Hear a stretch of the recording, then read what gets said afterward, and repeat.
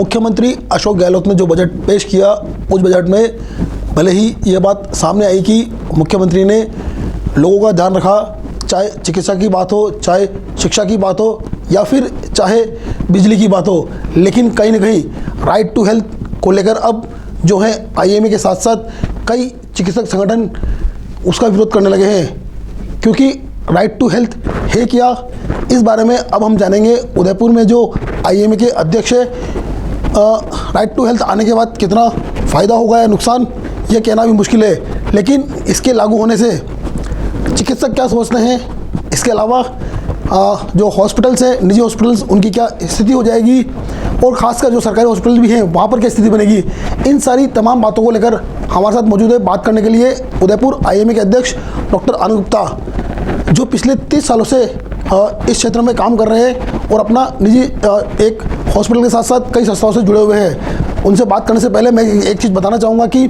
सरकार ने इस बात की घोषणा पहले ही कर दी थी कि राइट टू हेल्थ हम लेकर आएंगे। हालांकि जो चिकित्सक संगठन है उन्होंने इस बात का विरोध किया था कि अगर राइट टू हेल्थ आता है तो हम इसका विरोध करेंगे। अब जब राइट टू हेल्थ आ चुका है, मुख्यमंत्री अशोक गहलोत ने बजट में इस बात की घोषणा कर दी है कि राइट टू हेल्थ के तहत ये जो काम होने हैं वह निजी चिकित्सालय की ओर से भी किए जाएंगे। सबसे पहले मैं एक चीज़ जानना चाहूँगा आपसे कि आखिरकार इस बात का विरोध क्यों है? राइट टू हेल्थ में ऐसे कौन से नॉर्म्स हैं जिसकी वजह से चिकित्सकों को या फिर निजी जो हॉस्पिटल्स हैं उन्हें परेशानी आ सकती है? सबसे पहले तो आप सभी को ये जानना होगा कि कोई सा भी चिकित्सक किसी भी मरीज के इलाज के लिए मना नहीं कर सकता। हम राइट टू हेल्थ के पक्ष में हैं, इस राइट टू हेल्थ बिल के विपक्ष में हैं। राइट टू हेल्थ तो सभी को मिलना ही चाहिए, उनका अधिकार है। हम सब चिकित्सक जब बनते हैं तब भी हम ये जानते हैं कि हम इस क्षेत्र में आए हैं, हमको ये सुविधा देनी है, हमारे को ये सर्विसेज प्रोवाइड करनी है। पर जिस तरह से ये राइट टू हेल्थ बिल लाया गया है राजस्थान सरकार द्वारा, वो हमको यहाँ पर मान्य नहीं है। क्यों नहीं है? क्योंकि 6 महीने से भी ज़्यादा समय बीत गया जब राइट टू हेल्थ का जो ड्राफ्ट आया था और हमसे सरकार ने इसके ऊपर आपत्तियाँ मांगी थी, तो हमने एक 49 पेजेस का मसौदा तैयार करके सरकार को भेजा, जिसे सरकार ने देखा ही नहीं। उन्होंने प्रवर समिति को दे दिया। बहुत विरोध होने पे जब विधानसभा के अंदर सभी विधायकों ने इसका विरोध किया तो प्रवर समिति भी चला गया। 3 महीने तक प्रवर समिति का गठन नहीं हुआ। जब प्रवर समिति का गठन हुआ तो अब वो आनंद फानन में इस बिल को पेश करना चाहते हैं, सारी विसंगतियों के साथ में, सारी त्रुटियों के साथ में। अगर सरकार को एक तरफा यातायात की तरह ही सरकार चलानी है और किसी चिकित्सक से, किसी संगठन से उपाय या उनसे उनकी राय लेनी ही नहीं है, तब तो फिर इस तरह का विरोध होना लाजमी है। जो राइट टू हेल्थ के अंदर तकलीफ़ें हैं हमने उनको बताई हैं कि किस तरह से आपने उसके अंदर ये लिखा है कि इमरजेंसी के ट्रीटमेंट को निजी चिकित्सालय व सरकारी चिकित्सालय लाजमी रूप से देंगे। बिल्कुल ज़रूर देंगे, पर इसमें ये नहीं लिखा गया है कि अगर वो निजी चिकित्सालय ने उसमें ट्रीटमेंट दिया है, उसका इलाज किया है, ऑपरेशन किया है, तो उसका पैसा पुनर्भरण कैसे करेंगे। आज आप बताइए, अगर कोई आदमी चेस्ट पेन करके आता है, छाती में दर्द करके आता है और उसका हार्ट अटैक होता है, अगर वो किसी कार्डियोलॉजिस्ट के पास जाता है और वो इमरजेंसी में उसको स्टेंट लगवाता है जिसमें 2-3 लाख रुपए का खर्चा होता है, तो ये इसका पुनर्भरण कौन करेगा? सरकार ने इसका प्रावधान ही नहीं रखा है। जब हमने इनको ये बात कही तो उन्होंने कहा कि हम विचार करते हैं, और वो विचार करते ही नहीं।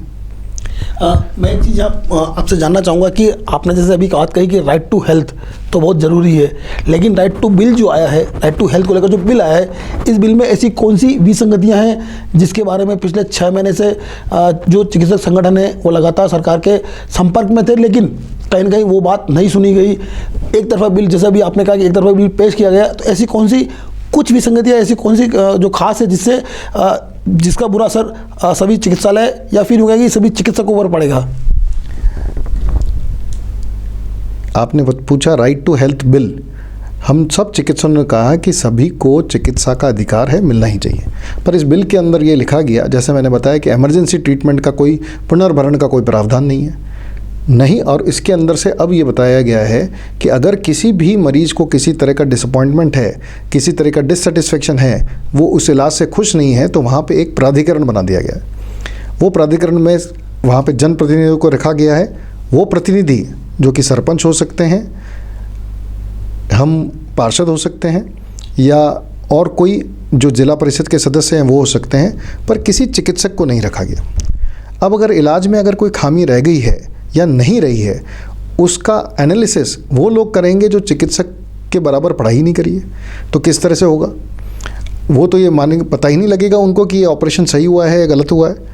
तो हमने ये मांग रखी कि भाई अगर किसी डॉक्टर द्वारा इलाज किया गया है तो उसको उससे सुपीरियर जो ज़्यादा पढ़ा हुआ डॉक्टर है, ज़्यादा काबिल डॉक्टर है, ज़्यादा क्वालिफाइड डॉक्टर है, वो उसके एनालाइज करे।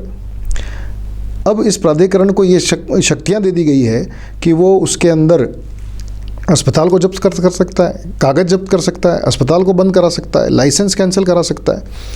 अगर कोर्ट के पावर्स ये उनको दे दिए गए हैं तो ऐसे पावर्स में तो वो आदमी ब्लैकमेल पे आ जाएगा, किसी तरह से मतलब वो वसूलियाँ चालू कर देगा।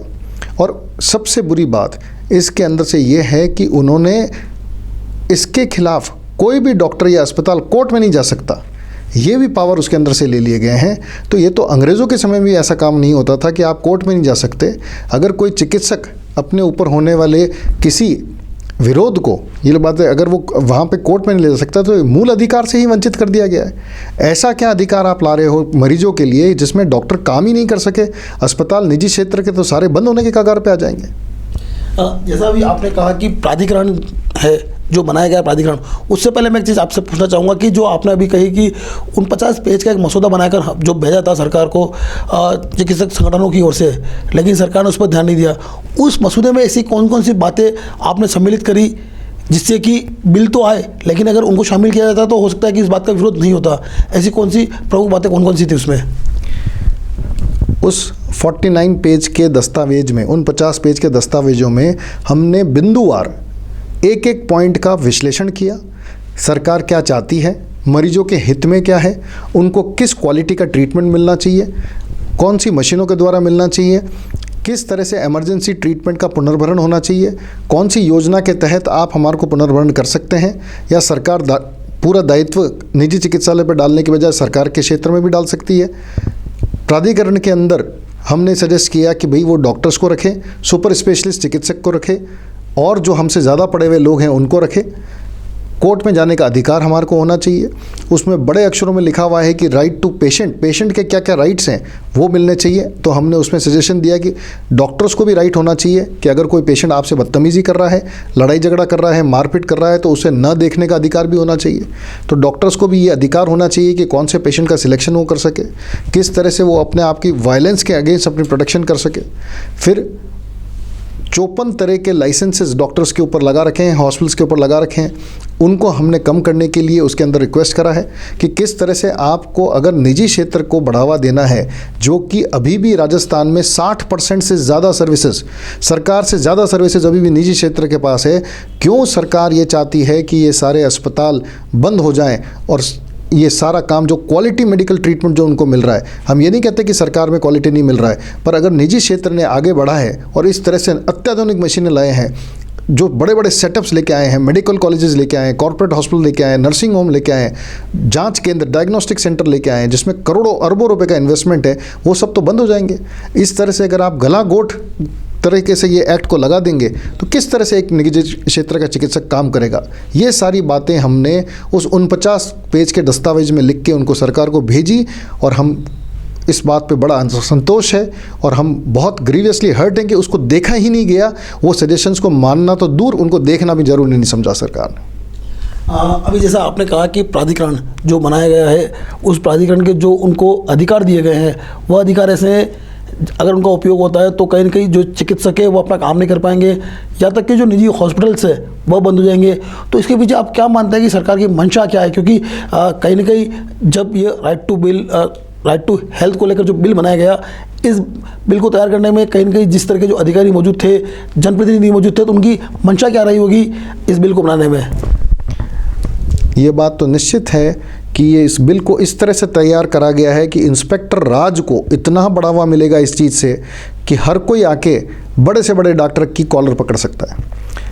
पहले ही हमारे पास में कंज्यूमर प्रोटेक्शन कोर्ट्स हैं, हमारे पास CMHO विभाग है, जॉइंट डायरेक्टर का विभाग है, चिकित्सा विभाग है, कोर्ट्स हैं, और नाना प्रकार के पहले से यहाँ पर वो एजेंसीज़ बनी हुई है जहाँ पे कोई भी मरीज़ डिससेटिस्फाइड है तो वहाँ जाके वो शिकायत कर सकता है।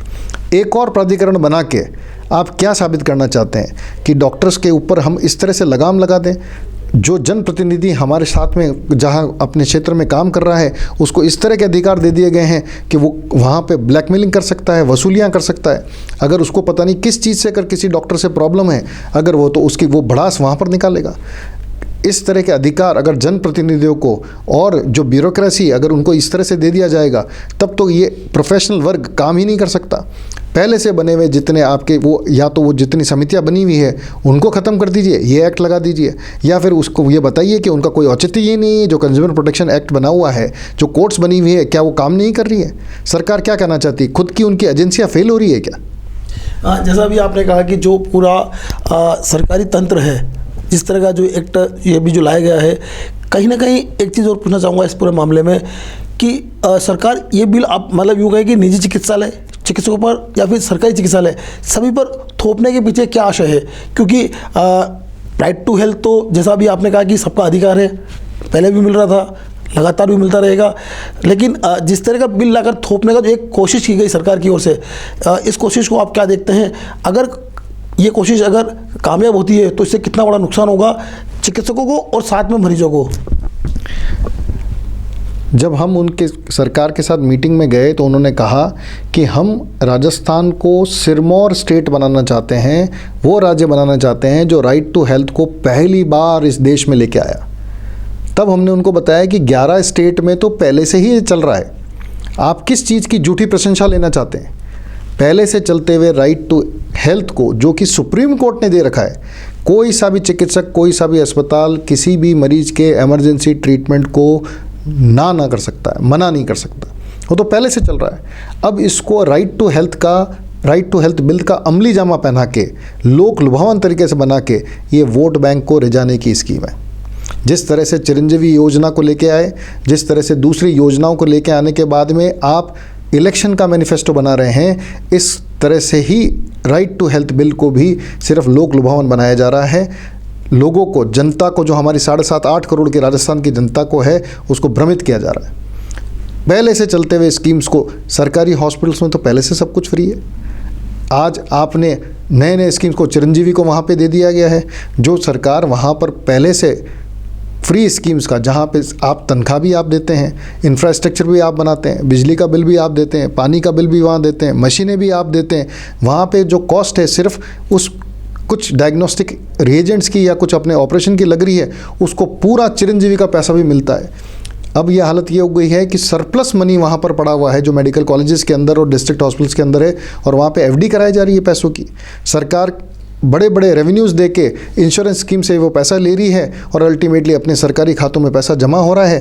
किस तरह से जनता को ही लूट के, जनता को बताया भी नहीं जा रहा है, ये भ्रमित करने का तरीका है, लोक लुभावन ऐसी स्कीम चलाने का तरीका है कि लोगों को लगे कि उनके लिए बहुत कुछ हो गया जो पहले से एग्जिस्टिंग था।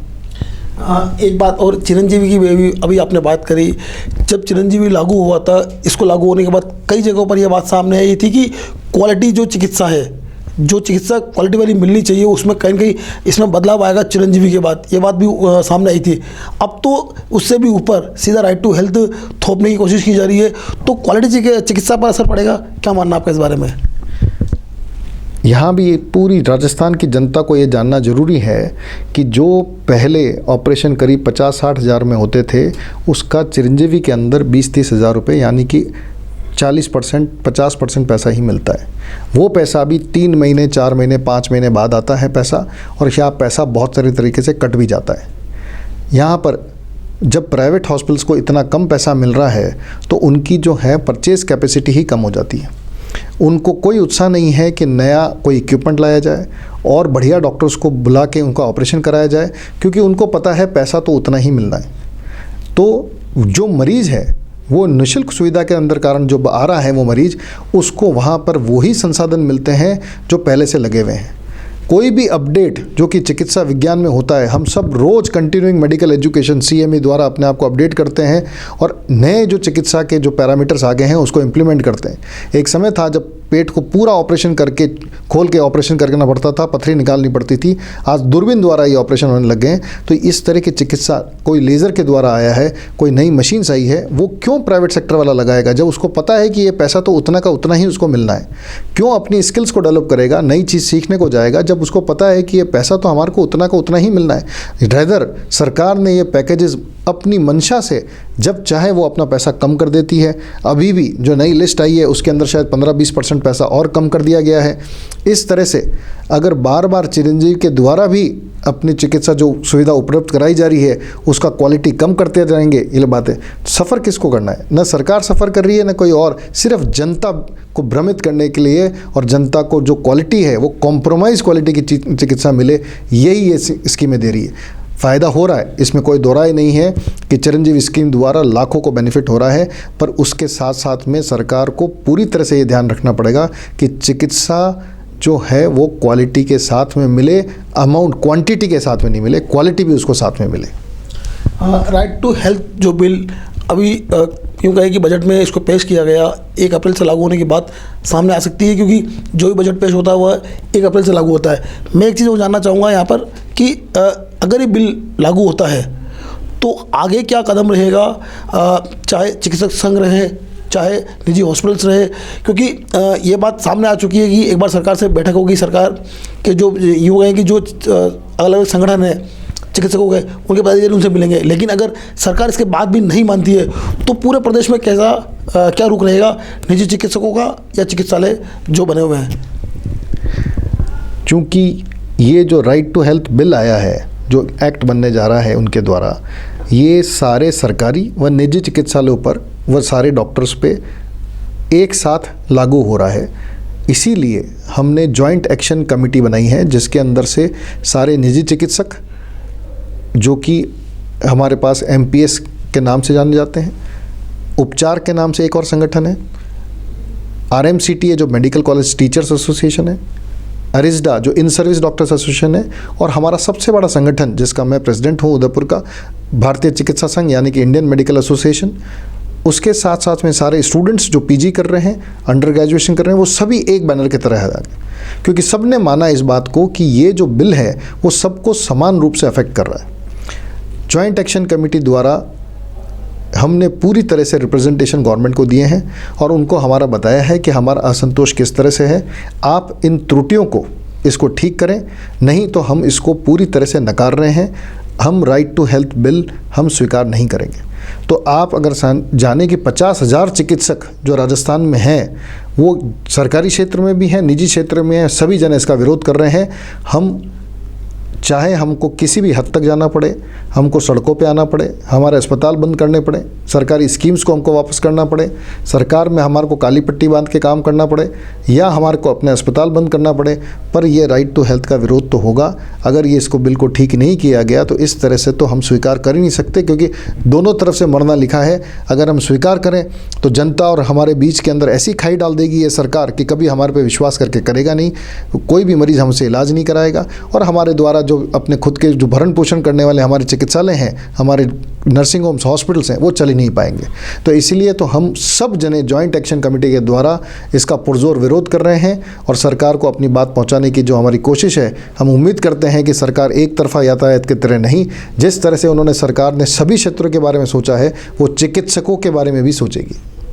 तो देखा आपने कि किस तरह से जो राइट टू हेल्थ बिल को लेकर चिकित्सकों का विरोध थे, किस बात को लेकर विरोध है, इस बात को स्पष्ट किया है डॉक्टर आनंद गुप्ता ने, क्योंकि इनकी तरफ से पूरे राजस्थान के जो चिकित्सक हैं उनकी तरफ से एक मसौदा बनकर सरकार के पास गया था। इनकी मांग थी कि राइट टू हेल्थ होना चाहिए, लेकिन राइट टू हेल्थ के लिए जो बिल बन रहा है, जो एक्ट बन रहा है, उसमें बदलाव की बहुत ज़रूरत है। उस बदलाव को लेकर किन किन बिंदुओं पर चर्चा होनी चाहिए थी, किन बिंदुओं पर बदलाव होना चाहिए था, इसके लिए जो मसौदा भेजा गया उस पर सरकार ने उसको पढ़े बिना ही एक प्रवर कमेटी जो समिति बनी हुई है उसे भेज दिया। कुल मिलाकर सरकार ने कहीं ना कहीं जो है राइट टू हेल्थ के नाम पर निजी चिकित्सालय चिकित्सकों पर और जो सरकारी चिकित्सालय में जो काम कर रहे चिकित्सक उन सब पर एक तरह से कानून थोपने की कोशिश की गई है। अब देखना ये होगा कि सरकार इस जो राइट टू हेल्थ बिल लेकर आई है उसमें क्या बदलाव करती है, या फिर जो बिल में अभी जिस तरह के नियम और प्रावधान बना दिए गए हैं अगर उन्हीं को लागू करती है तो चिकित्सालय जो निजी क्षेत्र में संचालित हो रहे हैं उनका कदम क्या रहता है।